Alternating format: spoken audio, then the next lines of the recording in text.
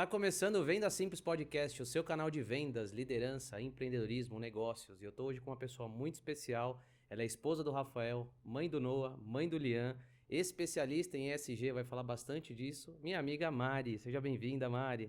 Obrigada pelo convite. É um prazer estar aqui hoje com você. Muito obrigado você também pela presença. E eu vou começar com a nossa pergunta clássica, que é o que é vendas para você?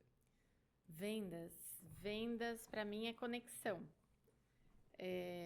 É algo difícil de fazer, mas eu entendo que a venda ela se dá quando você consegue se conectar com o seu prospecto ali, que você consegue oferecer algo que ele está tendo, ele sente necessidade, você oferece um produto ou serviço, mas precisa estabelecer uma conexão. Se não tiver essa conexão e você só oferecer o produto ou o serviço que outros também oferecem, aí a venda não se concretiza. Isso é o que eu estou aprendendo. Legal. Você não é desse universo de vendas, Não, na verdade, mas agora tá se tornando, né? Que agora tá empreendendo, é isso. saiu do mundo corporativo. Sempre tive que usar um pouco de vendas no meu negócio, porque trabalhando com consultoria ambiental há 14 anos, eu sempre tive que eu apresentar para os clientes a proposta comercial. Então, explicar tecnicamente qual que era o serviço que eu ia executar e, junto, levar argumentos de venda também para a venda se concretizar, né? Então, eu venho utilizando há anos, mas nunca parei para estudar de fato vendas, né? Só que agora o cenário mudou, então agora eu preciso sim focar mais em vendas, em como realizar uma venda. Show. A gente vai falar bastante sobre isso. Eu vou pedir para você contar a sua história, mas primeiro eu queria falar aqui do nosso patrocinador, a For Unique Brindes Corporativos. Ela é a maior empresa de brindes do estado de São Paulo. Ela fornece para o Brasil inteiro. Ela é especialista em brindes corporativos, grandes volumes, tá? Se você quiser fazer uma garrafa dessa, ela não vai te atender. Ela é uma venda B2B. São empresas que precisam aí de 50 ou mais unidades. Ela tem garrafa, ela tem squeeze, ela tem kits prontos. Fim do ano chegando, você precisando presentear aí seus clientes, presentear os seus funcionários, fazer onboarding, tudo isso a For Unique é especialista. Procura aqui em algum lugar desse vídeo, vai ter o link aqui da For Unique, do Instagram, do site. E você pode procurar o Carlos Eduardo e a Nicole, que são os donos lá da For Unique, meus amigos, meus clientes de consultoria também. Eles vão te atender com o maior prazer. A equipe deles lá, que também é gigante, tem mais de 20 vendedores. Eles ficam lá no Brás, eles vão te dar toda a atenção que você merece, tá bom? Então, For Unique, obrigado aí pela moral aqui de patrocinar a gente. E eu vou dar de presente aqui pra Mari essa garrafa, que já tem água dentro pra você, Mari. Obrigada. Presente da For Unique pra você. Espero que você goste. Se você apertar aqui em cima, ela aparece a temperatura. Eu vi, mostra a temperatura aqui diferenciada. Diferenciada. Tem até um filtro aí pra você fazer um chazinho. Muito top. Então, obrigado mesmo, For Unique. E agora vamos falar com você, Mari, sobre a sua história. Então, quem é a Mari? Como que ela chegou aqui hoje, né? Já falei um pouco da sua família, mas queria saber sobre o seu histórico profissional. Eu sou engenheira ambiental.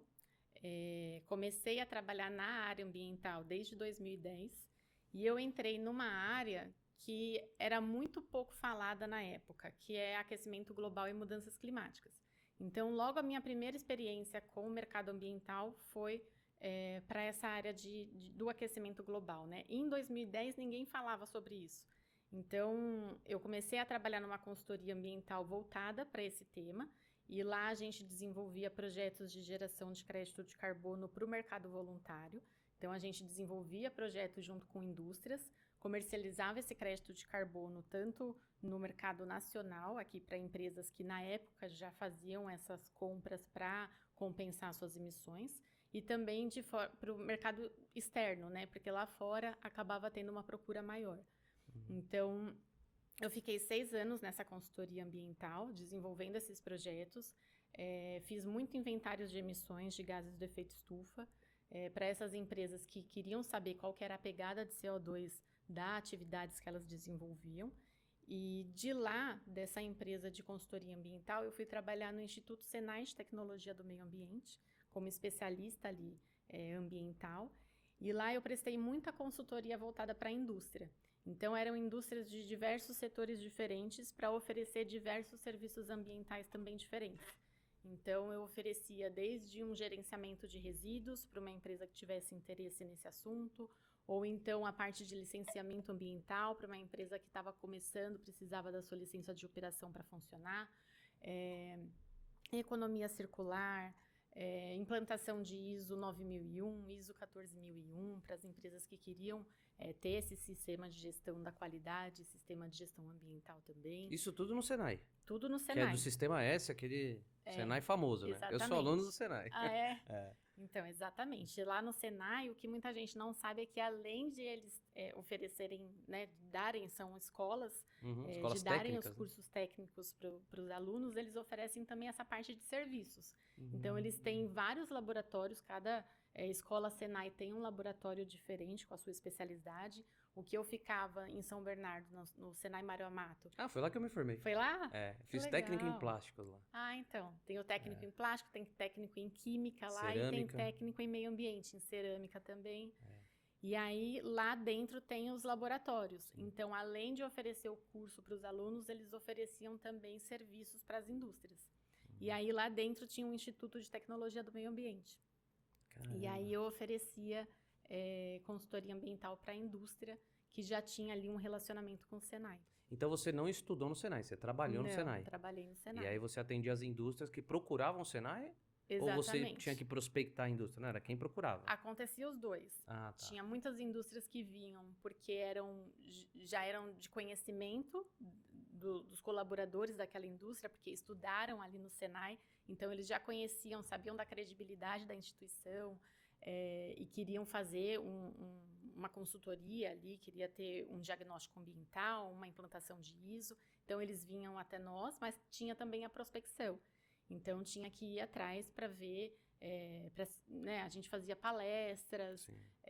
Senai é muito bom nisso, né? Participava bastante fazia campanhas. A gente chegou até a fazer, durante a pandemia, a gente fazia lives também. Estava numa época que as lives estavam estourando, então a gente fazia de economia circular. E isso acabava atraindo também as empresas para a gente prestar o serviço. Que legal. Então, você começou na consultoria, depois ficou 6 anos, foi para o Senai, ficou quanto tempo no Senai? Fiquei 3 anos no Senai. 3 anos no Senai. E aí E aí também sempre consultoria. Legal. Então, consultoria é sua praia. Que legal. E aí, do Senai, eu fui trabalhar no ramo segurador. Então, eu fui para uma grande empresa aí do ramo de seguros. E lá eu trabalhava com o pilar de mudanças climáticas e de negócios sustentáveis. Então, dentro do ramo segurador, eu verificava como que as mudanças climáticas podiam impactar o negócio segurador. Então, no seguro de carro, vai chover muito, vai ter enchente, como que isso vai atrapalhar o ramo de seguro de carro para aquela seguradora? A gente vai ter um aumento muito grande da temperatura, como que isso vai afetar a saúde das pessoas, pensando na parte do seguro de convênio médico. Nossa, bem estratégico, né, esse trabalho? Bem estratégico. É bem inteligência de mercado, prever o que vai acontecer. Exatamente. A gente até conversou um pouquinho em off, falando lá da tragédia do Rio Grande do Sul, né? Ali as seguradoras ali devem ter tomado um prejuízo, né? Não sei se foi um prejuízo ou se...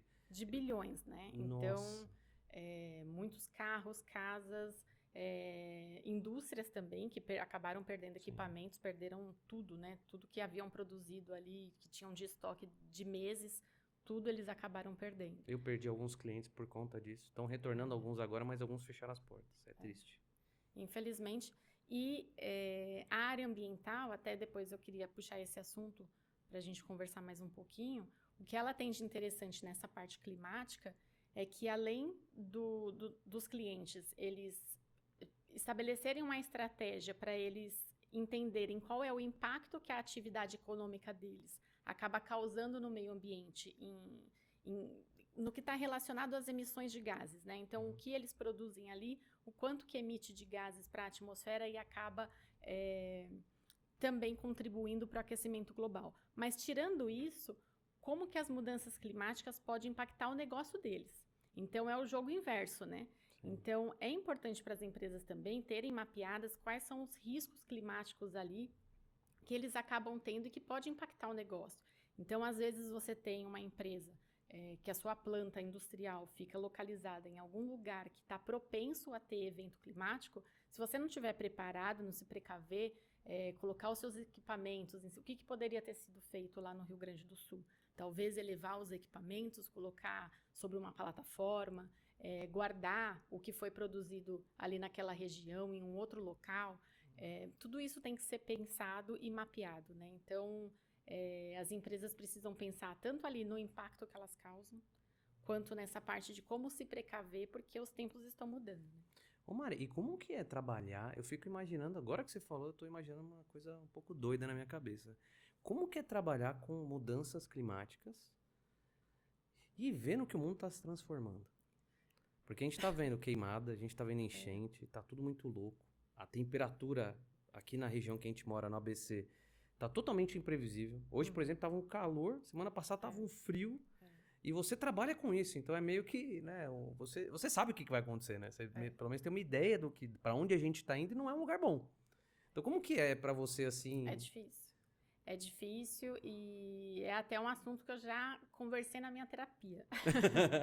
Porque desde 2010, quando eu entrei nessa área e eu comecei a estudar, a ler os relatórios do IPCC.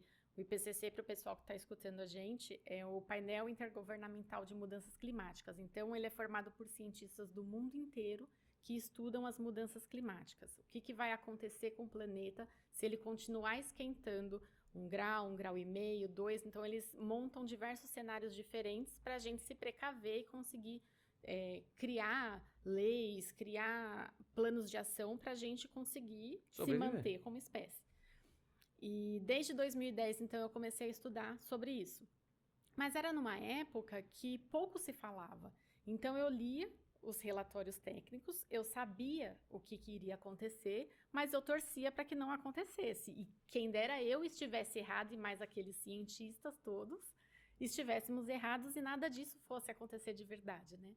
Então, eu imaginava, um dia vai acontecer, mas eu não imaginava que seria tão breve assim, né? E agora eu me encontro num outro cenário. Naquela época eu era solteira, não tinha filhos. E hoje a minha vida, a minha estrutura familiar, ela mudou, né? Então eu tenho 2 pequenininhos ali que dependem de mim. E eu sei o que pode acontecer com o planeta se a gente continuar tendo o mesmo estilo de vida que a gente tem de consumo e etc., que acaba causando todos esses prejuízos ambientais. É caso de terapia mesmo. Não tem muito. Como. Porque você sofre pelos seus filhos, né? Exatamente. Ó, você começou a falar dele, seu olho já encheu de lágrimas. Eu tenho minha irmã Vivian, né? Te amo, viu? Ela mora lá na Paraíba, trabalha também com mudanças climáticas, trabalha com a parte florestal, parte de preservação de meio ambiente, de fauna e flora e tudo mais. E por muito tempo eu pensava assim, cara, como minha irmã é chata. Ela só fala de coisas que vão acontecer e, cara, a gente tá aqui, tá de boa. Como é que ela fala dos negócios que só vem em filme? Tá um pouquinho mais quente, ó, que delícia. Cara, e hoje, Vivian, perdão por tudo que eu já falei pra você. Porque eu já chamei ela de chata, de louca. Falei, muda de assunto e tal. E ela sempre... Eu acho que vocês que trabalham nesse meio, vocês têm a questão alarmada dentro de vocês, assim. É um negócio que você sabe pra onde a gente tá indo. Então, aquela frase de que a ignorância é uma bênção, ela é muito verdadeira. Porque quem não sabe pra onde a gente tá indo, tá tranquilo. Agora, quem sabe como é que dorme, como é que cria o filho, como é que faz as atividades do dia a dia, é bem difícil. Então, eu queria pedir perdão publicamente pra minha irmã, que eu já chamei você de chata muitas vezes, e hoje eu vejo que você tem muita razão. E, cara, essas semanas aqui, últimas, por conta dessa queimada na Amazônia lá, agora até que deu uma chuvinha, deu uma amenizada, mas, cara, a gente daqui sentia o negócio que acontecia lá do outro lado do país. Então, não tem mais pra onde correr. Ou a gente muda realmente os hábitos de consumo, ou a gente redesenha tudo que tá acontecendo, ou então, você falou uma frase aí meio forte, né? A gente tem que pensar como espécie, né? E quando fala espécie, parece que é um negócio bem grave, e porque né? E é muito grave. Então, nossa, eu imagino que a sua terapeuta tá tendo que buscar uma terapia pra ela agora, porque agora ela saiu da ignorância, de tanto que eu falo, exatamente. Nossa, que legal, Mari, que legal. E você tava contando a sua história, a gente parou pra fazer essa reflexão. Mas você trabalhou lá na consultoria, você trabalhou no Senai. E saiu do Senai, você já tá... Aí fui para essa seguradora. Trabalhei durante um tempo ali, especificamente para mudanças climáticas e negócios sustentáveis. E de lá eu fui para uma empresa de energia renovável. Nessa empresa de energia renovável, eu trabalhava tanto como gerente de sustentabilidade de carbono, ali porque a gente tinha 2 parques eólicos onde a gente tinha projetos de geração de crédito de carbono também, então eu estava ali como na área de sustentabilidade de carbono e também na parte de desenvolvimento de novos produtos. Por quê? A estratégia que existia ali na empresa era A gente vende energia renovável, mas para a gente se diferenciar das outras empresas que também estão vendendo no mercado livre de energia, essa energia renovável, vamos oferecer algo a mais para os clientes. E aí a gente oferecia produtos com viés sustentável. E quais produtos eram esses? Como grande parte da carteira de clientes ali eram pequenas e médias empresas, a gente oferecia uma jornada ESG, que então era para aquele empreendedor, aquela empresa entender os aspectos ambientais, sociais e de governança e como aplicar isso dentro da empresa deles. Elevar o nível de consciência. Então a gente dava esse produto, esse curso, fazia todo o diagnóstico ali, mapeava para ele. O inventário de emissões de gás de efeito estufa, a gente dava também para o cliente que queria, porque as pequenas e médias empresas, que antes nem sabiam o que era o inventário de emissões, agora estão sendo cobradas pelas grandes corporações. Porque as grandes corporações já estão há alguns anos contabilizando as suas emissões, só que para elas conseguirem aumentar o nível de credibilidade ali do relatório que elas fazem e de confiança dos dados, elas precisam das informações da cadeia de valor, que são as pequenas e médias empresas que fornecem serviços, fornecem produtos para eles. Então, as grandes empresas estão cobrando dessas pequenas e médias que mostrem qual que é o inventário de emissões deles. Então, eles estão começando a ficar desesperados e a falar, opa, peraí que eu preciso também de alguém fazendo esse tipo de serviço para mim. Então, a gente oferecia esse produto complementar e aí que entra também a parte de vendas que a gente estava falando. Porque nas outras, que era consultoria, eu vendia, apresentava a proposta comercial e nessa empresa eu me vi numa situação onde eu, além de desenvolver o produto, eu precisava treinar a equipe comercial, porque eu era a técnica ali, que entendia a respeito daquele produto, como que ele funcionava. Só que os vendedores, que não eram da área ambiental, eles precisavam entender, então, quais que eram os argumentos, qual que era o pitch que eles iam levar ali para aquele cliente. Então, eu tinha que desenvolver todos os argumentos de venda, entender... Como foi isso? Foi difícil. Imagina. É difícil. Para quem não é da área? Porque eu preciso... primeira coisa que eu preciso pensar é o público que eu estou falando, né? Então, pequena e média empresa, às vezes a gente está falando de... Se é uma pequena e média empresa localizada na capital, é uma coisa. Mas se é uma empresa que está localizada mais no interior do interior, é uma indústria cerâmica, não escuta muito falar a respeito dessa parte ambiental, de legislação, quem dirá de inventário de emissões. Não escuta falar a respeito. Então, tinha que ir da forma mais simples possível para apresentar o produto e trazer muito quais eram os benefícios agregados, né? O que esse produto ia trazer de vantagem para aquela empresa, de vantagem comercial para eles também, quando eles fossem apresentar o produto deles. Então, era por essa linha que a gente tentava ir. Então, uma venda bem consultiva, né? Totalmente. A gente fala muito sobre venda consultiva aqui no podcast, que toda a minha carreira eu fiz em cima de venda consultiva, que é justamente essa venda que você precisa explicar. E aí você tem que adequar a linguagem que você fala. Então, a gente fala muito de comunicação. Você tem que ter muita escutativa para ouvir verdadeiramente o cliente, ver se ele está te entendendo, argumentar ali meio que no mesmo nível dele. Muitas vezes você vai precisar baixar o seu nível de argumentação, muitas vezes vai precisar aumentar quando é uma empresa maior. Aí o que você falou, cara, eu vejo isso todos os dias. Empresas que estão mais próximas de grandes capitais, elas têm um nível de consciência um pouco maior, então você consegue desenvolver mais uma conversa. Empresas que estão mais afastadas, você tem que reduzir o vocabulário, né? Falar de uma maneira mais simples, porque muitas vezes nessa empresa que está mais afastada, você fala direto com o dono, ou você fala com o filho do dono, ou você fala com algum parente do dono. E aí quando você está numa empresa mais próxima da capital, já tem uma estrutura, uma hierarquia, um fluxograma, um organograma que facilita a comunicação, né? Mas a venda consultiva é um desafio. E assim, é legal ouvir você falar isso, porque você vem da área técnica. E a venda consultiva, eu sempre defendo isso. Eu sou engenheiro de produção, você é engenheiro ambiental, então também tenho uma formação técnica. E quando eu fui para vendas, a primeira empresa que eu trabalhei, que foi uma empresa, que é a maior empresa francesa do mundo, uma empresa de petróleo, ela não tinha engenheiros na área comercial. Eu fui o primeiro. E aí o cara que me contratou, o diretor comercial, falou: vou fazer um teste com você, porque o nosso produto é um produto técnico e eu estou colocando pessoas que têm formação em administração ou marketing para falar de um produto técnico, eles não têm bagagem para falar de um produto técnico. Então a gente tem que treinar ele aqui desde o começo e muitos não pegam. Então eu vou testar você aqui como um engenheiro indo para a área comercial E num ramo que era um ramo que eles consideravam muito commodity, eu vendia óleo para caminhão, óleo para moto, óleo para ônibus. E todos os meus antecessores, eles tinham uma carreira de marketing, uma carreira de administração. E aí, depois que eu fiz esse teste, hoje é meio que padrão na empresa lá, eles contratarem engenheiros para essa área de venda de commodity do ramo automotivo, só que tem essa formação técnica como você tem também. Porque nada melhor do que você vir com um argumento técnico para treinar alguém que já tem habilidade comercial. É muito mais fácil você treinar alguém que é técnico na área comercial do que você pegar uma pessoa comercial e tentar colocar coisa técnica na cabeça dela.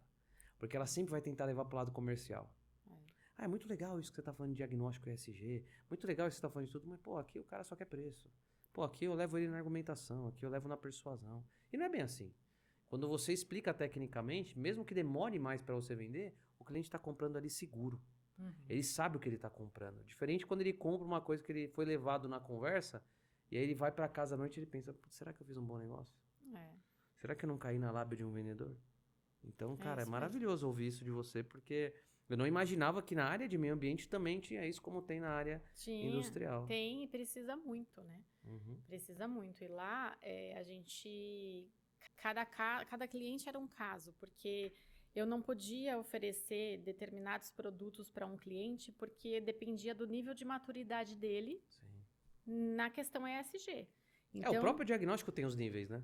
Exatamente. Então, se é um cliente que... Eu não posso oferecer um plano de descarbonização para uma empresa que nunca fez um inventário de emissões. Não faz sentido.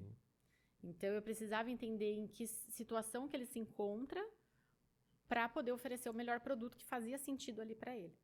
Show. Deixa eu te fazer uma pergunta agora bem básica, porque eu não sei qual que é o nível de quem está ouvindo a gente. O que é ESG? Que é uma sigla que hoje a gente ouve em todo lugar. Só que eu não sei se todo mundo sabe. Eu não sei nem se eu sei completamente. Então, eu queria que você definisse ESG pra gente. ESG é um acrônimo para ambiental, social e governança. O que é isso? São indicadores que existem dentro de uma empresa, onde a gente avalia, então, como que essa empresa está performando em relação à parte ambiental, em relação à parte social, em relação à parte de governança. Então, só para dar alguns exemplos. Para a parte ambiental, é uma empresa da indústria têxtil. Essa empresa utiliza muita água. Então, pensando em meio ambiente, quanto de água que essa empresa está utilizando mensalmente, em volume, né, de água? Quanto que ela está consumindo mensalmente de água e quanto que ela está gerando de efluente e descartando. Então, esses são indicadores ambientais importantes para a indústria têxtil. Se a gente for pensar na parte social, quantas mulheres trabalham nessa indústria? E homens? E deficientes? Então... Como está a inclusão? Como está a inclusão? Qual que é a rotatividade dessa empresa? A rotatividade está alta, por quê? Como que é a cultura organizacional? Tudo entra isso, também a relação com a comunidade em volta, os stakeholders? Sim, entra. Qual o impacto que a empresa causa na comunidade do entorno ali? Então, tem algum projeto social? Como que a empresa está contribuindo para a sociedade? Está dando palestra? Tem algum tipo de programa que eles fazem? Eles Estão ajudam cuidando de alguma alguma instituição? praça? Exatamente. Legal. Então, essa é a parte social. E a parte de governança é entender como que a empresa está estruturada. Se é uma empresa que já possui, por exemplo, um conselho administrativo, se esse conselho ele é composto por homens e mulheres, se esses homens e mulheres eles são avaliados e recebem, são remunerados de acordo com o desempenho que a empresa tem nos índices ESG. Então, como que a empresa está performando? Ela teve melhoria de um ano para o outro? Então, isso vai impactar no bônus ali de quem está na liderança. Tudo isso é avaliado na parte de governança. E o ESG, ele é muito importante e a gente pode pegar desde a pequena empresa, porque a gente tem hoje diversos bancos oferecendo linhas de crédito com juros diferenciados para as empresas que possuem monitoramento dos índices ESG. Então, você tem ali os indicadores. Se você consegue ter relatórios mostrando qual é o desempenho que você teve em 2020, 2021, 2022, 2023, e que você está evoluindo nesses indicadores, você consegue pegar um empréstimo no banco com juros abaixo do que é oferecido para outras empresas, por exemplo. Então, se você Isso precisa... já existe? Já existe. Tem vários bancos que oferecem essas linhas de crédito. E os empresários não têm nem ideia. Não tentam. Isso é algo também que é um dos serviços que as consultorias ambientais oferecem. Legal. E aí você estava nessa empresa de energia renovável e Tava tá lá até hoje? Não, saí. Legal. Saí, agora eu tô num momento novo, um novo cenário para mim. Uhum. Eu saí dessa empresa e agora eu já formalizei a minha empresa de consultoria ambiental, que é a MBF, Soluções Ambientais. Show. E ofereço uma gama de serviços. Então, desde os serviços de portfólio, relacionados à parte de licenciamento, que é a parte de regulatório mesmo, né, que as empresas precisam cumprir ali com a burocracia. Então, toda essa parte documental ofereço para pequena, média, grande empresa. A parte de resíduos, então pensando em gerenciamento de resíduos, no plano de gerenciamento, toda essa parte de resíduos sólidos, o que fazer com o meu resíduo, a sobra de processo produtivo. A gente também dá consultoria para essa área. A parte de atmosfera, mudanças climáticas. A empresa precisa fazer um inventário de emissões, a gente faz o inventário de emissões. Um plano de descarbonização para uma empresa que já está mais avançada no tema, a gente faz também, com metas baseadas na ciência, inclusive. Então, uma série de produtos. Implantação de ISO 9001, implantação de ISO 14001. Aí cada empresa vai depender do estágio em que ela se encontra, né? De qual que é a necessidade dela naquele momento. E então, assim, a consultoria é nova, mas tudo que você oferece é o que você já faz há anos. Há anos. Há 14 anos no mercado. Que legal. Então você pode dizer que a sua consultoria tem 14 anos de experiência. Sim, sim. Né? Que legal, que legal. E hoje o perfil de cliente que você busca são empresas grandes, médias, pequenas, é tudo? Como que é só indústria? Hoje a MBF, né? MBF, Soluções Ambientais. Ela busca que tipo de cliente? Quem que é o perfil de cliente que você busca?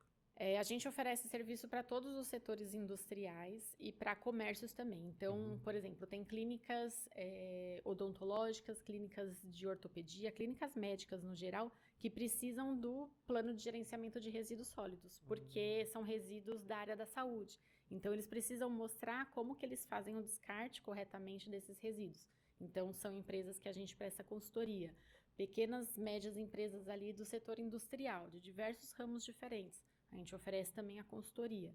E aí é isso que eu expliquei, vai depender do tipo de necessidade que aquela empresa encontra no momento, né? Então, é uma nova empresa no mercado ou já é uma empresa estabelecida, ela precisa renovar a licença de operação dela. A gente faz essa renovação. É uma empresa que está tendo prejuízo porque está gerando muito resíduo ali no processo produtivo, sobra mesmo, e está gastando dinheiro para fazer o descarte correto. Para mandar incinerar, enfim, para dar o descarte correto, gasta muito dinheiro. A gente tenta encontrar, então, uma outra empresa que pode utilizar como matéria-prima aquele resíduo. Você ajuda o cliente até resolver Sim. esse problema, achar quem pode comprar o resíduo dele. Sim. Cara, isso é um serviço muito vendável, hein? Isso é incrível, porque eu conheço várias empresas que me procuram na parte de vendas, falam assim, pô, eu tenho aqui um resíduo de plástico, tem um resíduo aqui metálico, você não sabe quem quer comprar e tudo. E não é muito da minha área isso, né? Então, quem é da área ambiental, acho que teria muito mais facilidade. A missão da MBF Ambiental é justamente oferecer para os clientes facilidade. Então, a gente não quer que eles percam tempo pensando o que eles precisam fazer no que é relacionado à parte ambiental. Eu quero que o empresário daquela empresa dedique o tempo dele para construir e desenvolver o negócio dele. E a gente pega essa parte ambiental, toda a parte burocrática, a parte de processos, e a gente trabalha nisso para ele. Que legal, Mari. Caramba. Vamos falar um pouco de empreendedorismo? Uhum. Por que você quis montar uma consultoria e sair desse mundo que parecia um mundo incrível onde você estava, né?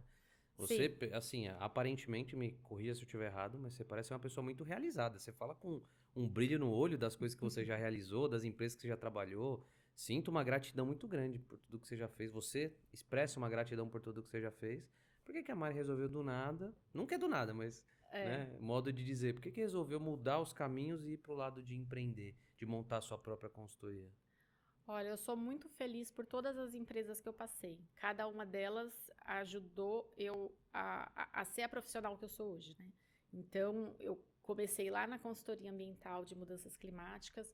e fui crescendo, e fui aprendendo, e fui tendo contato com clientes de setores diferentes, para fazer serviços diferentes. Então, às vezes eu fazia implantação de ISO 14001 para uma indústria galvânica e ia trabalhar com gerenciamento de resíduos para a indústria do plástico.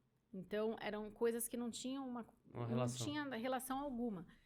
Serviços diferentes e setores diferentes. Então, é uma área que você tem que estar constantemente ligada nas legislações que estão mudando a todo tempo, mudanças de tecnologia também, porque a gente precisa estar inteirado no que tem de novo tecnologicamente para oferecer para o cliente, mostrar que ele pode utilizar aquilo no processo dele. E isso daí traz muita felicidade, muita gratificação, sabe? De poder mexer com tantas coisas diferentes ao mesmo tempo. É um senso de produtividade, né? E conscientizar. Quando eu tenho a oportunidade de explicar para o cliente aquele serviço, o que está trazendo de benefício para ele, mas não de benefício só para a empresa dele, mas de como aquilo impacta positivamente o meio ambiente, as pessoas que estão ali naquele entorno, isso é muito gratificante também. Então, quando eu trabalhei em todas essas empresas, eu sempre tive que trabalhar seguindo as normas e as regras dessas empresas, né? Tanto na parte comercial, quanto na parte de desenvolvimento de produtos. E eu entendi como que é o cliente hoje. Eu sei o que ele espera e eu sei como oferecer. Então, eu acho que eu estou no momento certo, até no momento de vida, porque eu estou com o Noah, que tem 7 anos de idade, e o Liam com 11 meses, é um bebezinho ainda. Eu acho que é o momento certo para mim, porque eu preciso dessa autonomia de poder ir e vir a hora que eu achar que eu devo, sabe? Então, ter esse controle da minha agenda. Quando a gente trabalha como CLT, a gente tem diversos benefícios e é muito gratificante também, porque ao mesmo tempo que você se sente um pouco preso dentro de uma estrutura que já funciona há anos e muitas vezes a gente não tem o poder de mudar aquilo, né? A gente trabalha de acordo com aquela estrutura. Então, pensando na flexibilidade de horário, em poder conduzir a minha própria agenda no dia a dia, pensando nos 2 meninos que eu tenho, que demandam ainda de mim, porque são pequenos, e em desenvolver os produtos, poder oferecer para os meus clientes os produtos da forma que eu acho que vai trazer mais benefício para eles, eu decidi empreender. Não, show de bola. E eu fiquei com uma dúvida que eu estava esperando você concluir. Por que você escolheu essa parte ambiental? Eu sempre me pergunto isso para quem trabalha com meio ambiente. Porque assim, hoje é muito fácil, e me corrija se eu estiver errado, me perdoe se eu falar alguma besteira, mas hoje eu acho que é muito fácil alguém se encantar pelo meio ambiente, porque é um tema que se liga, a TV tá passando. Sim. Mas como você disse lá em 2010, quando você começou, ninguém falava disso. Não. Então, o que incentiva alguém a trabalhar com uma coisa que ninguém ainda tá falando?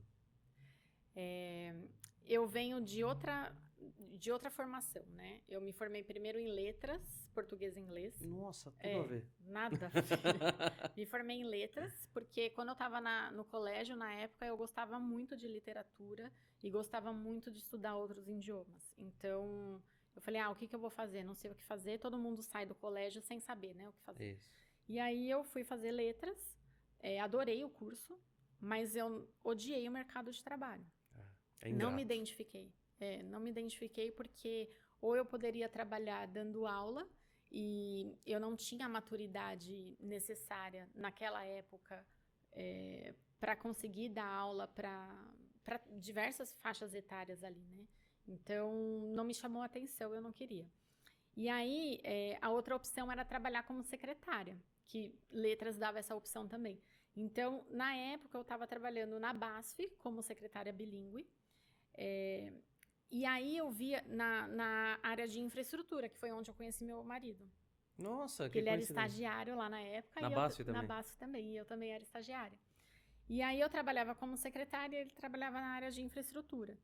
E lá na parte de TI tinha muitos projetos. E eu achava aquilo sensacional. Eu falava, nossa, que legal trabalhar com projetos, né? O pessoal ia para a sala de reunião e daí tinha o cronograma, início, meio e fim. Aí acontecia algum problema, tinha que readequar tudo. E eu achava sensacional. Mas eu não queria trabalhar com TI. E aí eu falei, que área que eu posso trabalhar com projetos que me chama atenção. E aí eu comecei a pesquisar e vi o curso de engenharia ambiental. E aí, conforme eu fui lendo, eu fui me apaixonando. E aí eu falei, nossa, quanta coisa da hora que dá para fazer com a área de engenharia ambiental.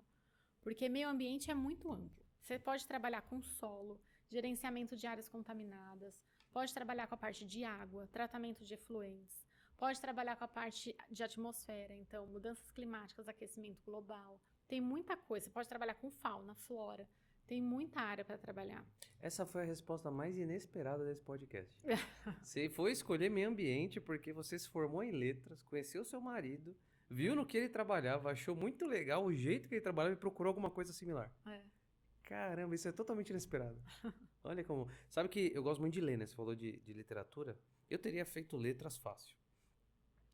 E eu li a biografia do Steve Jobs, que é um cara que eu admiro, e ele fala muito sobre uma teoria dele, que chama a teoria dos pontos conectados. Você já ouviu? Não. Vou dar até um exemplo que ele dá lá no livro. Ele fala assim, quando eu estudava lá na faculdade que ele estudava, ele gostava muito de um curso que não tinha na grade dele, que era o curso de caligrafia. Então ele ia para as aulas de caligrafia do curso de letras, ele achava incrível ver como as pessoas criavam as fontes, como era a curva, por que que uma fonte era diferente da outra e tudo mais, tal. E ele não se formou e fundou a Apple lá. Quando ele fundou a Apple, ele queria se diferenciar da Microsoft, que era o grande concorrente dele. O que ele fez? Ele falou assim, cara, a Microsoft, na época tinha só aquele DOS, aquela tela preta com aquelas letrinhas de programador. Ele falou, cara, eu vou criar uma interface e eu vou pegar aquelas letras da caligrafia que eu vi e vou colocar numa tela de computador. E hoje o computador que a gente usa é por causa dessa coisa dele de estudar caligrafia. Então a teoria dos pontos conectados dele, eu dei o exemplo, mas o que ela diz? Ela diz que você, durante a sua vida, você toma várias pequenas decisões que você não tem muito fundamento para tomar. Você toma por feeling, por inexperiência, por criatividade, que é uma coisa que ao longo da vida vai morrendo, né? Então ele fala, eu fui estudar caligrafia porque eu achava legal. Não tinha um porquê de eu ir lá. Eu ia lá, eu achava legal. E por eu achar legal, o negócio se tornou um negócio muito rentável. Eu transformei a minha empresa e virei líder. E a Apple é o que é hoje por causa de várias decisões dele dessa forma.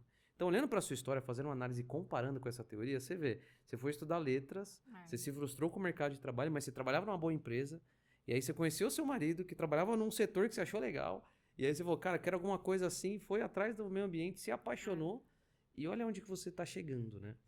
Então é muito legal. Conexões, né? Cara, então é muito legal como a vida desenrola, cara. E todo mundo que senta aí onde você está sentada, eu fico impressionado assim, porque as histórias elas se repetem com enredos diferentes, mas toda essa teoria do Steve Jobs é um negócio que me pega muito. Porque na minha vida é assim, na sua também, né? E por falar em literatura, você gosta de algum livro? Você gosta de ler? Provavelmente quem faz letra normalmente gosta de ler. Gosto muito de ler. Leio bastante literatura mesmo. Livros ficcionais, né? Sim. Gosto bastante. Também gosto. O que você gosta de ler? Eu gosto de Saramago, gosto de Machado de Assis. Você é clássico. Não, calma, que eu vou entrar nos contemporâneos. Gosto de Stephen King, então, Boa. Iluminado, os livros de terror que ele tem eu gosto também, me chama atenção. Gosto de vários gêneros diferentes, então o que falta agora é tempo, né? Não. Porque pra gente conseguir sentar e ler um livro é difícil. Eu discordo completamente. Me perdoa. Mas eu sempre falo, né, que hoje a gente vive numa era da tecnologia e o tempo que a gente tem livre, todo mundo corre pro celular. É meio natural. E aí você corre e fica lá. Existe até um termo hoje que é o scrollando, né, do inglês de ficar rolando. Então você pega lá o celular e fica lá no Instagram ou no LinkedIn, sem objetivo algum. Eu leio todo dia e eu leio bastante, assim. Eu leio, sei lá, umas 30 páginas por dia. E muitos amigos meus me falam, como é que você consegue ler tanto? Eu falo, cara, é o tempo que eu não tô no celular. É a hora que eu tô no banheiro, é a hora que eu paro pra comer alguma coisa. Tem gente que come vendo uma série. Lá na minha empresa tem muitos funcionários lá que eles comem assistindo o celular. Eu como lendo livro aqui do lado e eu lendo. Eu escuto o livro, eu vou pra academia, eu boto um audiobook. Então eu considero que isso é uma leitura. Porque até existe uma pesquisa que diz que quando você ouve, você grava mais do que quando você lê. E quando você assiste, você grava mais do que quando você lê e quando você ouve. Porque você está despertando ali mais sentidos. Então, o motivo de eu discordar de você, com todo respeito, é que eu acho que são escolhas que a gente faz, né? No seu caso, eu acho que o maior dificuldade pra você é que você tem 2 filhos. Exatamente. 3, na verdade, né? Porque todo marido é um filho, né? Também dá trabalho, também tem que fazer a comida, também tem que cuidar dele, às vezes pensar por ele, porque o homem é muito bom de executar, mas não é tão bom quanto a mulher de pensar. Então, eu acho que a sua dificuldade está mais atrelada à sua família, né? É difícil porque o momento que eu pego pra leitura é antes de dormir. Sim. E chega à noite eu já tô Você tá acabada. só, Então eu começo a ler um livro. Eu tô até com um livro na bolsa aí, que é de vendas, inclusive. Sim. Qual que Qual é? que é o nome? Os Super Vendedores da Inteligência Emocional. É um título longo, Joel Braut, alguma coisa assim, o nome do autor. Depois eu vou ver. E ele Não fala, conheço depois eu esse. te mostro. É um livro que fala sobre como os supervendedores conseguem realizar as vendas a partir Da inteligência emocional. da inteligência emocional. Não, isso é fantástico. Eu acredito demais nisso. Eu gosto muito de ler livro de desenvolvimento pessoal. A famosa autoajuda, que a galera tem preconceito. Eu sou viciado, eu gosto muito de ler. E aí você vai para a área de venda, você percebe que todo livro de desenvolvimento pessoal se aplica em vendas. Então, desde Um Pai Rico, Pai Pobre, que é um livro de finanças, aplica em vendas. Pegar O Homem Mais Rico da Babilônia, aplica em vendas. Segredos da Mente Milionária, aplica em vendas. Como fazer a mente influenciar pessoas, aplica em vendas. Então é muito legal, assim, eu incentivo muito a leitura, porque eu acho que a leitura ainda é a única ferramenta criada pelo homem que te leva à reflexão. Você não consegue, no mundo que a gente vive, refletir, ou seja, parar e pensar numa ideia, se não for lendo. Ou se não for ouvindo um audiobook. Mas assim, desligando a chavinha dos problemas. Porque a nossa cabeça, ela não para, não sei a sua. A minha, se eu não pego um livro para ler, eu não desligo a cabeça. É impressionante. Eu concordo completamente. Inclusive, eu tive um site de literatura durante anos, chamava leituranarede.com. Tá no ar ainda. Era seu o site? Ou é seu? É, meu. Que tá legal. lá um monte de resenha de livros que eu li. Você escrevia? Eu escrevia, eu li o livro e fazia resenha ali, Guerra dos Tronos, aí colocava lá o que eu tinha achado, o que eu pensava a respeito do enredo, o que eu esperava para os próximos, e por aí vai. Eu adoro livro de ficção, estilo Game of Thrones, estilo Senhor dos Anéis, eu li bastante, Nárnia, nossa, eu adoro esses livros, assim, porque ele desconecta você da realidade. Você não consegue prestar atenção num livro de aventura, de ficção, de terror, ou de algum gênero, se você não desconectar do que você está vivendo ali. E pra mim isso é mágico, porque é uma terapia. Qual que é o conceito de uma terapia? É você sair do seu eu e ir numa terceira pessoa vendo aquilo que você tá passando. E te traz conhecimento de mundo, né? Porque você consegue viver outras vidas a partir dos personagens, em outros locais, entender como que você se sentiria em determinadas situações, porque você se coloca na pele do personagem muitas vezes, né? Sim. Então você sente aquela empatia, quando ele tá sentindo medo referente a alguma coisa, você sente medo também. Sim. Então você entra na pele do personagem. E aí você consegue entender como que você agiria em outras situações e entender o mundo. Sim. Né? Então Exato. eu gosto muito. Mas hoje a parte de ficção pra mim tá um pouquinho parada. Porque eu tô focando mais nessa parte de livros de negócios, né? Sim. Não, que também é uma terapia. É. Né? Você gosta de fazer também cursos, imersões, nessa parte de negócios e tudo mais? Tô perguntando isso porque um dos convidados que teve aqui, o Murilo, um grande amigo meu, que eu sei que deve estar assistindo esse podcast, ele hoje tá numa imersão lá do João Kepler, que fala de equity e tudo mais. Ai, que legal. E aí ele me mandando, ele e a esposa dele me mandando as fotos, os vídeos, eles vão até me presentear com um livro lá. Então, obrigado já mandaram até a foto do livro da dedicatória. Que legal. E eu gosto muito de participar de treinamento, imersões para aprender coisas que não são do meu ramo, né? Então, por exemplo, eu sou um cara, comecei minha carreira como técnico em plástico, depois virei engenheiro de produção e sempre na área comercial, atendimento a cliente e assistência técnica. Essa é a minha história resumida. Mas tudo meio que focado em cliente. Então, quando eu falo de parte financeira, parte ambiental, por exemplo, você estava falando aí de ISO 9000, ISO 14000, eu tenho uma fábrica que eu preciso implantar tudo isso lá, hein? Depois a gente vai conversar. E aí, quando eu pego temas que não são do meu dia a dia, e aí você participa de uma imersão, de um treinamento, ou até mesmo de uma live, ou você pega um podcast para ouvir sobre o tema, eu acho que também te agrega muito. E eu sempre penso assim, pô, o cara que está se propondo a dar um treinamento, a fazer uma imersão, a escrever um livro, o cara está dedicando ali parte do tempo dele para transmitir uma coisa que ele acumulou por anos. Então ele está encurtando o caminho para mim. Então eu sou apaixonado. Você também gosta de fazer esses treinamentos? Aliás, eu preciso parar de comprar curso pela internet durante um tempo para conseguir fazer todos os cursos que eu tenho ali. eu comprei um curso de processos ambientais na prática, que mexe mais com a parte de direito ambiental, voltada para quando algum cliente pode ser autuado, recebe alguma multa por alguma infração ambiental cometida ali, qual que é a melhor forma de lidar com isso, de apresentar a defesa e tudo mais. A minha esposa é especialista nisso, hein? Ah, é? Ela tem história de advocacia, ela cuida de direito ambiental dos clientes dela. Então já fica a dica aí pra vocês depois tomarem um café. Legal. Aí, amor, tamo junto. Vou saber. Então, de processos ambientais, de marketing, porque eu comecei a trabalhar mais no meu Instagram da MBF Ambiental, então eu quero produzir um curso aí voltado para os profissionais da área ambiental, falando sobre inventário de emissões, a parte de mudanças climáticas, plano de descarbonização, que eu sei que tem muitos profissionais que nunca tiveram a oportunidade de trabalhar com isso, porque é um tema novo que está sendo discutido e mais agora, né? Então, eu quero oferecer esse curso também. Então, eu já fiz toda a estrutura de como que vai ser o curso. Agora, eu preciso sentar e gravar. Então, tem bastante coisa assim acontecendo. É muita coisa, né? Agora que você virou empreendedora, seja bem-vinda ao nosso mundo. Cara, eu não sei se você tá com esse sentimento. Eu achei que era um sentimento passageiro. Quando eu comecei a empreender, eu falei assim, cara, quando você começa a empreender, você tem tanta ideia. É tanta coisa que você quer fazer. Que eu falei assim, eu tô empreendendo, eu sempre empreendi em paralelo como CLT, eu fui 12 anos CLT, sempre fiz coisas em paralelo, mas que eu empreendo 100% faz 7 anos.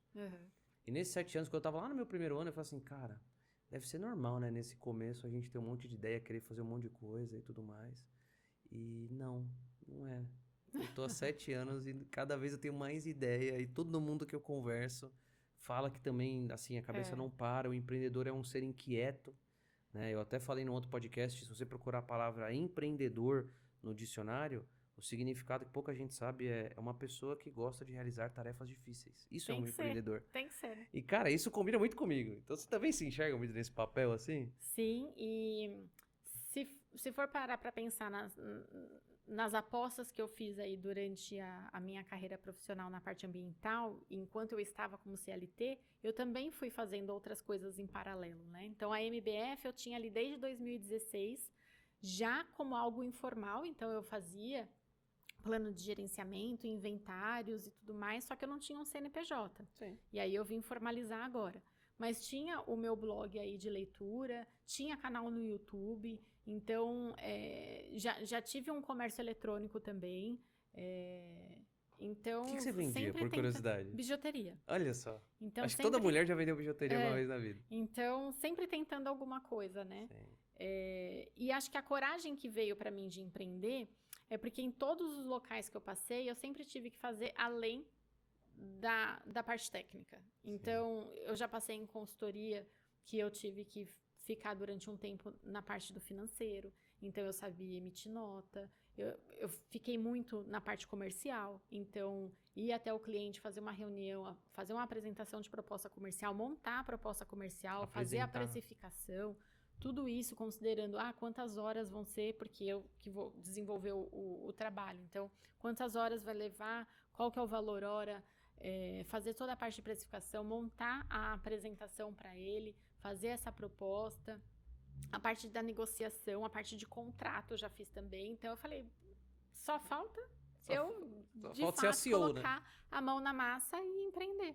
E assim, falando disso, o que você imagina que são, ou que é uma ou várias, as características mais importantes para alguém que está passando por o que você acabou de passar? Ou seja, a pessoa, ela teve uma carreira CLT ou que seja PJ, mas teve uma carreira atrelada a empresas e ela decide trilhar uma carreira solo. Quais são as características que você tem, que você admira em você e que você acha que é importante para quem quer empreender? Eu acho que coragem, não ter medo de errar, curiosidade, sempre querer ter mais. Eu sou uma pessoa muito inquieta, no sentido de eu tô sempre lendo alguma coisa diferente, eu tô sempre comprando um curso diferente de uma área que não tem nada a ver. Aí meu marido fala, por que você comprou isso? Não faz sentido. É a curiosidade. Mas depois na minha cabeça faz, sabe? É alguma coisa que tá me chamando a atenção naquilo e que eu consigo, que foi aquilo que você tava falando do Steve Jobs, eu consigo encaixar de alguma forma depois. Então, eu acho que é isso, é ter muita curiosidade, não pode ter preguiça, porque é muito trabalho, Sim. é muita coisa aparecendo e os problemas vão aparecendo e você não tem para quem pedir socorro, né? Então, Sim. você precisa resolver. É isso. Que legal, meu. Eu agregaria algumas coisas, né? Em tudo isso que você falou, eu concordo. Só a preguiça, porque assim, a preguiça é um termo que eu acho que ele é menosprezado, sabia? Por quê? Vou entrar até nessa discussão aqui com você. Porque a preguiça, a pessoa pensa assim, o que é uma pessoa preguiçosa? É alguém que não gosta de ter muito trabalho. Essa é o que está na boca do povo, vamos dizer assim. Mas, de novo, eu gosto de estudar a etimologia das palavras. Você que estudou letras, né? Então, a preguiça, na verdade, se você usar em seu benefício, por exemplo, existem empresas multimilionárias que nasceram por causa de preguiça. Qual? Uber, Boa. iFood, elas mexem com a preguiça das pessoas. Então, o cara que inventou o iFood, o cara que inventou o Uber, ele pensou o quê? Cara, a pessoa não quer ir até um ponto de ônibus ou até um ponto de táxi para ir pegar um carro e ir para casa, ou pegar um ônibus e ir para casa. Imagina se tivesse um carro que pegasse a pessoa onde ela tá e levasse até onde ela quer chegar por um preço igual de um ônibus ou próximo. Não seria incrível? Muito mais barato que um táxi, que você muitas vezes tem que ir até um ponto. Aí o taxista liga aquele, não sei se é cronômetro, o que é o taxímetro lá, que cobra, vai cobrando e só cresce. E o iFood é a mesma coisa. Então são produtos e são empresas que nasceram por causa da preguiça. E eu digo mais, eu tive já alguns funcionários e alguns parceiros quando era CLT, alguns amigos, colegas de trabalho, que eram muito preguiçosos. E eu via que os caras preguiçosos, eles são muito inteligentes. Porque eles sempre procuram a maneira mais fácil de executar uma tarefa. E muitas vezes eu me considero também um cara zero preguiça, e você, pelo que você está falando, você também, eu vejo que a gente complica muitas vezes as coisas, sabia? Porque a gente quer fazer aquilo tão perfeito, tão bem feito, tão... que a gente fica dando umas voltas que não precisa. E o cara que é preguiçoso, ele vai lá e faz bem no ritmo dele, assim, mas ele vai e faz. Então a preguiça, eu acho que tem um lado ruim, que eu acho que é o que você quis dizer. Tipo, não pode ter preguiça porque você tem que trabalhar, eu concordo plenamente. Mas também eu acho que muitas vezes é legal você parar no seu dia e tirar aquele momento de preguiça pra você desligar, pra depois você voltar com mais foco. Então eu tô aprendendo muito isso com alguns clientes que eu tenho no Nordeste, e lá, cara, eles trabalham muito pouco perto da gente aqui. Só que eles trabalham menos e são mais produtivos. Eu fiz as melhores reuniões que eu fiz nesse ano foram no Nordeste, com os meus clientes de lá. Porque o cara vai lá, tira 2 horas de almoço. Eu falo, mas por que vocês fazem 2 horas de almoço? Ah, porque tem que almoçar e dar aquela descansadinha, né? Aí você fala, cara, que absurdo, isso é coisa de preguiçoso. Meu, quando o cara volta depois de descansar, ele volta com foco. E aqui, em São Paulo, vamos dizer, como que é? O cara almoça em 15 minutos, aí você tá na reunião, o cara dorme, o cara tá lá meio cambaleando, toma 15 café, aí passa mal e não sei o quê. Então, a preguiça é um termo que ela tem que ser mais valorizada aí e melhor vista. Eu concordo com você, mas eu faço esse adendo. E uma coisa que eu tô sentindo muita falta hoje, principalmente da galera que me procura, assim, não é muita gente, mas os poucos que me procuram, que falam, pô, Vini, eu queria empreender, queria começar um negócio, queria ter uma boa ideia. Eu acho que é a falta de acabativa. Já ouviu esse termo? Não. Eu ouvi isso de uma pessoa, não fui eu que inventei. Mas hoje o mundo tá cheio de iniciativa e pouca acabativa. As pessoas começam muitas coisas e não terminam nada. Então o cara fica toda hora querendo achar aquela bala de prata. O cara monta um e-commerce que hoje a barreira de entrada é 0. Você pode montar um e-commerce com R$0. Fazer um dropship ali que você não precisa nem ter estoque. E o cara monta. Aí não dá dinheiro em 1, 2, 3 meses, o cara desiste. Aí ele vai e monta, vai fazer aposta numa casa... muito isso. Vai fazer aposta numa casa de bet. Aí 2, 3 meses perde dinheiro, aí desiste e vai fazer outra coisa. Então hoje, do mesmo jeito que hoje tá muito em moda os empreendedores seriais, e eu me considero um porque eu tenho mais de um negócio, também tá muito em moda os iniciativadores seriais. É o cara que começa e para, começa e para, começa e para. Então hoje todo mundo que me procura eu falo isso. Ah, Vini, o que você acha que eu preciso ter para montar um negócio? Cara, você precisa ter acabativa. Pega um negócio e você não vai fazer para ver se vai dar certo. Você vai fazer até dar certo. Não vai desistir no primeiro, nem no segundo, nem no terceiro. Você tem que continuar ali que uma hora vai dar certo. Cara, e a gente vive hoje muito numa era que não é difícil ganhar dinheiro. Eu acho que nunca foi tão fácil ganhar dinheiro. Não tô dizendo que ganhar muito dinheiro é fácil. Mas eu tô dizendo que ganhar dinheiro não é difícil. É só você não parar. A sua consultoria, por exemplo. Quantas consultorias ambientais você conhece? Que fazem tudo o que você faz. E mais um pouco. Não são muitas, não. Mas assim, se você pegar um produto que você faz, descarbonização, que eu gostei dessa palavra, Quantas consultorias fazem descarbonização para oferecer? Para essa área aí não tem muito. Então, mas tem algumas. Uhum. Tem algumas que são maiores que você? Sim. E por que você não desiste? Não, porque não. Eu tenho meu diferencial, eu tenho a minha experiência de mercado também. Você tem o seu propósito, você tem os seus objetivos. E se você não desistir, não tem como você não dar certo. Sim. Hoje existe dados do Sebrae que diz que 80% das empresas que nascem, elas morrem antes de chegar no 3º ou 4º ano. Uhum. O que isso quer dizer? Que se você montar uma empresa que aguente 5 anos, você não precisa ser bom. Você só precisa não desistir. Porque se você desistir, você vai entrar na estatística. Então, eu acredito muito que se os empreendedores de hoje tiverem mais acabativa, ou seja, a coisa não está indo bem, você não está ganhando quanto você acha que tem que ganhar, pense em como. Aí eu vou usar o que você falou. Você tem que ter um pouco de curiosidade. Você tem que ter um pouco de coragem, de falar assim, cara, o que eu estou fazendo de errado? Procurar ajuda.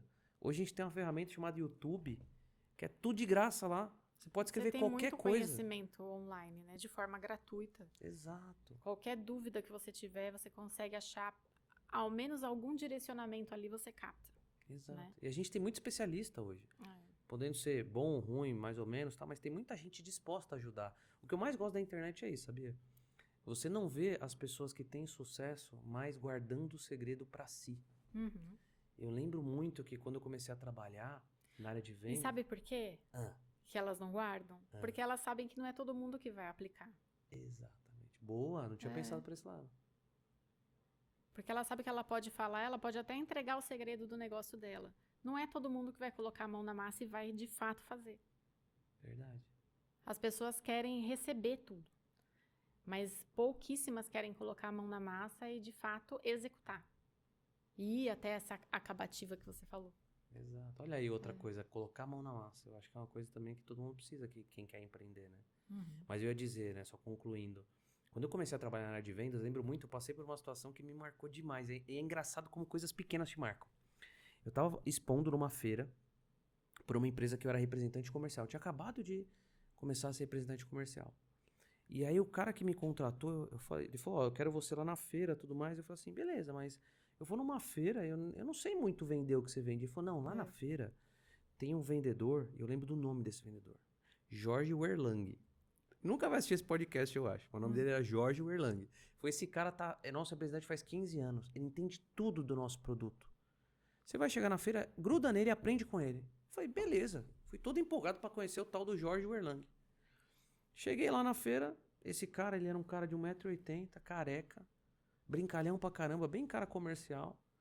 E eu cheguei do lado dele, no momento lá que eu tive a oportunidade, falei, Jorge, pô, cara, eu queria aprender com você tudo que você sabe, meu. Porque, eu vejo você atendendo os clientes, você atende super bem os clientes e tudo mais.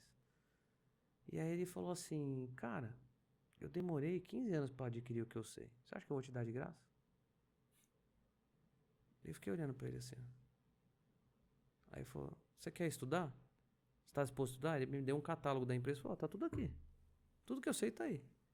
Falei, pô, mas dá umas dicas aí, né? Ajuda, né? Dá um atalho, alguma coisa. Falei, não, vai estudar. Eu demorei 15 anos, eu não vou. Então, antigamente tinha muito disso. As pessoas não passavam conhecimento. Imagina quando você começou, você deve ter passado por isso também. Nossa, muito, muito. Era muito difícil de você conseguir pegar todas as informações, principalmente do IPCC, mudanças climáticas, era tudo relatórios em inglês. A gente não tinha muita coisa ainda aqui no Brasil disponível de fonte para a gente consultar, né? Então, era muita informação que tinha lá fora. Então, a gente tinha que fazer buscas em universidades do exterior. Então, era complicado. Não tinha profissional trabalhando nessa área também. Então, não tinha nem para quem perguntar direito. Então, foram anos aí de duras penas para caçar toda a informação que era necessária para executar os serviços, né? Hoje você acha que tá mais fácil para quem tá entrando no mercado? Muito mais fácil. Mari, queria ficar com você até amanhã aqui. Mas já deu e eu não sei como que passou rápido esse episódio. Então, queria te agradecer por você ter vindo. Obrigado por você ter disposto do seu tempo. Eu sei que você tem 2 filhos maravilhosos que exigem a sua atenção. Você está montando uma empresa agora, você tem um marido. Então, assim, eu sei que o seu tempo é muito precioso. E eu queria te agradecer por você ter dedicado um tempo aqui. Para quem não sabe, a Mari, ela é muito amiga da Natália e do Fernando, que são meus padrinhos de casamento. A gente se conheceu em festas aí em comum. E eu queria agradecer muito a Nath e o Fernando, porque eles insistiram muito para eu te convidar aqui. E, cara, foi a melhor decisão que eu tomei, porque eu adorei esse episódio. Você gostou? Muito, obrigada pelo convite. Adorei também. Um beijo para o Fernando e para a Nath. E eu queria que você deixasse uma mensagem final, sei lá, uma frase, alguma coisa inspiradora. Enfim, eu sei que é meio de supetão assim, é difícil. E que você deixasse suas redes sociais, o site da sua empresa Legal. e tudo mais. Aí se você quiser falar para a câmera... Eu queria deixar uma mensagem, então, para as empresas que desejam contratar uma consultoria ambiental, saber que essa parte de meio ambiente é importante para as empresas porque elas precisam assegurar a sobrevivência do negócio, né?